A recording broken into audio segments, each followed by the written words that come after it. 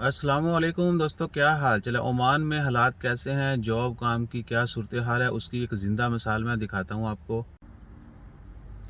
हाँ जी दोस्तों, तो एक नज़र मारें जी, सामने डस्टबिन लगी हुई है और ये है पार्किंग, चेक करें। ठीक है जी, इधर भी गाड़ियाँ खड़ी हुई हैं, वो पीछे भी गाड़ियाँ खड़ी हुई हैं। सरूज का एरिया है और ये डस्टबिन को हम थोड़ा सा इसके करीब जाते हैं, ये देखें।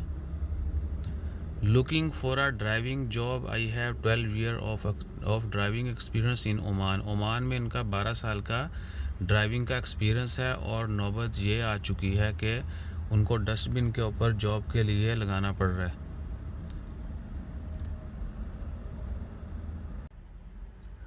हाँ जी, तो हम ऐसे ही नहीं आपको कहते कि भैया थोड़ा सा सोच समझ के आएँ और काम मिल रहा है तो आएँ। और पहले इवन के बिज़नेस वाले जो हैं वो अब चीखना शुरू हो गए हैं कि जी कंपनी बनाई है, ये है, वो है। तो आपको कुछ भी करना है, ओमान बहुत अच्छा मुल्क है, लेकिन क्या है कि काम करना है, कारोबार करना है, कहीं मज़दूरी करनी है, आपको ग्राउंड रियलिटी का पता होना चाहिए, तभी आप जो है कुछ करें।